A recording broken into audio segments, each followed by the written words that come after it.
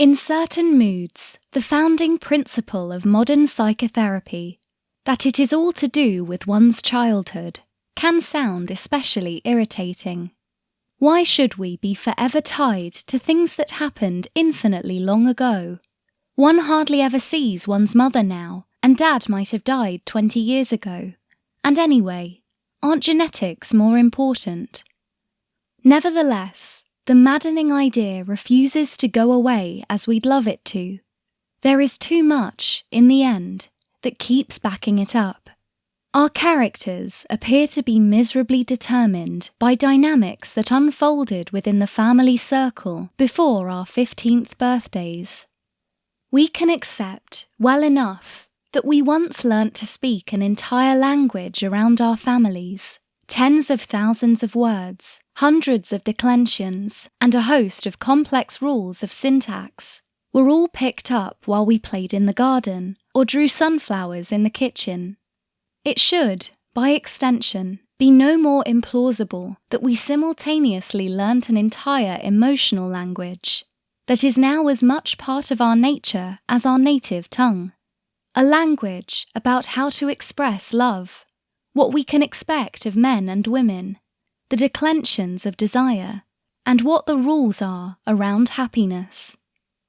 We need to think about our families a lot, not necessarily because we like or miss them. It's the opposite. We need to reflect on them in order to get over them. We should be unembarrassed about our search for the details of how our particular family, like all families, was and has rendered us mad.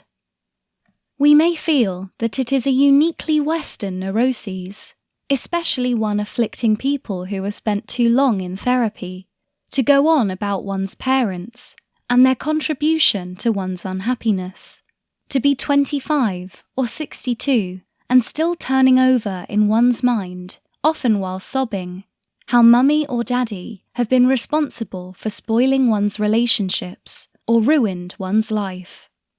But lest we be overly struck or appalled by this approach, we should keep in mind that every society, whatever its level of development, appears to entertain extremely elaborate, ongoing thoughts about its ancestors and their powerful impact on the lives of the living. From Cambodia to Peru, Papua New Guinea to Burkina Faso, the patterns are the same. One's parents or relatives die, and one then has to handle their ghosts or spirits with immense care, because the dead are known to have powers to cause grave mischief. They may unleash guilt, they can destroy sex for us, they may put a curse on our ambitions at work, they can cause us insomnia or chronic stomach pains. Much time and energy, therefore, has to be spent managing their memories, which might involve bringing them presents, honouring them with cakes or songs, or, if all else fails and their characters are too mean and far gone, actively trying to drive them away into the netherworld. In Madagascar, in the ceremony of Famadiana, every year the dead have to be unburied and are invited to a big party in the village, where their relatives sacrifice oxen and dance with their corpses above their heads, in the hope that these ever more mouldy cadavers will rest easily in the months to come. Quite what one might have to do to keep an ancestor from ruining one's life may change from society to society, but the underlying feeling that one must try something is universal. One might have to disinter them, or treat them to a dance, or one might need to lie on a couch and analyse their hold on one's psyche through free association. But the idea is fundamentally the same.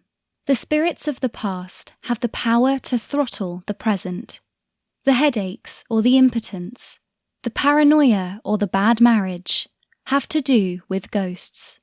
Mummy and Daddy are everywhere, doing unholy things, and the wise pay them enough attention to loosen their punitive grip and get on with their lives.